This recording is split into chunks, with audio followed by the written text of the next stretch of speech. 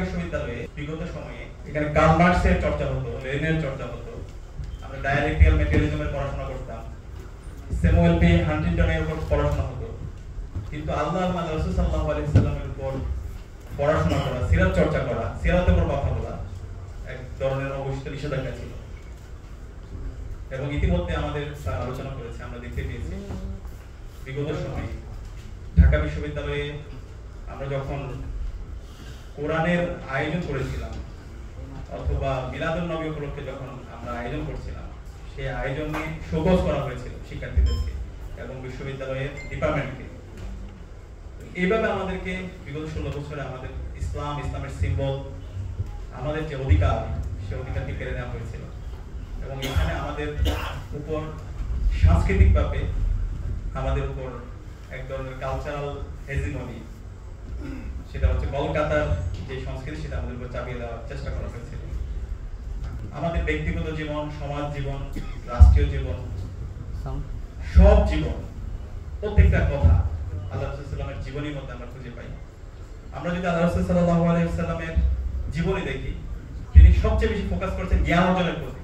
রাসূল সাল্লাল্লাহু আলাইহি ওয়াসাল্লামের উপর যখন ওহী নাযিল হয়, প্রথম যে ওহী নাযিল হয় সেটা হচ্ছে ইকরা, সূরা আলাকের প্রথম পাতায়, পড়ো তোমার প্রভু আমি যিনি তোমাকে সৃষ্টি করেছেন।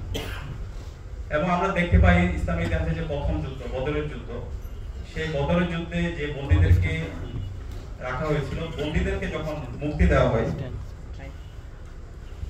যারা মুসলমানদেরকে, যে সমস্ত বন্দীরা শিক্ষা দিচ্ছিল, তাদেরকে সবার আগে মুক্তি দেওয়া হয়।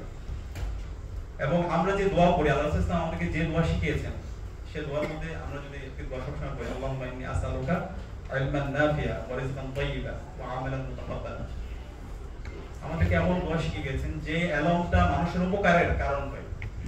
আমরা দেখতে পাই আমরা অনেকে শিক্ষিত হই অনেক বড় বড় জায়গায় যাই, কিন্তু আমাদের এই এলমটা মানুষের উপকারের কারণ হয় না, মানুষের অভিশাপের কারণ হয়। এখান থেকে শিক্ষা হচ্ছে আমরা যে জ্ঞান অর্জন করবো, আমরা সবাই চাকরি বাকরি করবো, সবাই বিভিন্ন পজিশনে যাব, কিন্তু আমাদের নিয়তটা যেন সহি থাকে। আমি যে পজিশনে যাই না কেন, সেই পজিশনে গিয়ে যেন আমি সমাজের সোর্স অফ বেনিফিটের কারণ হই, কল্যাণের কারণ হই, আমার মাধ্যমে কোনো যেন অকল্যাণ না হয়, সেই ধরনের শিক্ষা আল্লাহ রাসূল সাল্লাল্লাহু আলাইহি ওয়াসাল্লামের সিরাত থেকে আমরা পাই। এরপর আল্লাহ রাসূল সাল্লাল্লাহু আলাইহি ওয়াসাল্লামের যদি আমরা জীবনে দেখি, তিনি ঐক্য এবং ভ্রাতৃত্বের অনন্য প্রতীক ছিল। সবাইকে নিয়ে যে একসাথে চলা, আল্লাহ রাসূল সাল্লাল্লাহু আলাইহি ওয়াসাল্লামের যদি মাদানী জীবন আমরা পড়ি, রাসূল সাল্লাল্লাহু আলাইহি ওয়াসাল্লামের যে মদিনা রাষ্ট্র, সেখানে তিনি সবাইকে নিয়ে একসাথে তিনি চলেছেন। এবং ঐক্য এবং ভ্রাতৃত্ব, যারা হিজরত করেছিল মুহাজির এবং ওখানে যারা আনসার ছিল, তারা সবাই একসাথে কিভাবে কাজ করা যায়, একসাথে কিভাবে রাষ্ট্রকে নির্মাণ করা যায়, এবং ওখানে যারা ইহুদি ছিল, যারা খ্রিস্টান ছিল, সবাইকে নিয়ে একসাথে কিভাবে কাজ করা যায়, এবং মদিনা সনদের মধ্যে আমরা তার অনন্য দৃষ্টান্ত স্থাপন করেছেন। এর পাশাপাশি আমরা যদি আল্লাহ রাসূল সাল্লাল্লাহু আলাইহি ওয়াসাল্লামের নেতৃত্ব দেখি, তার যে নেতৃত্বের প্রভাব, তিনি শুধু কথা বলেন নাই, তার কাজের মাধ্যমে তিনি বাস্তবায়ন করেছেন। আমরা জানি হুদায়বিয়ার সন্ধি, আমরা দেখেছি খাইবারের যুদ্ধ, আমরা দেখেছি খন্দকের যুদ্ধ। সেই খন্দকের যুদ্ধ আল্লাহ রাসূল সাল্লাল্লাহু আলাইহি ওয়াসাল্লাম যখন সাহাবীরা পরিকল্পনা করছিলেন, তিনি নিজেই নেমে পরিকল্পনা করেছিলেন।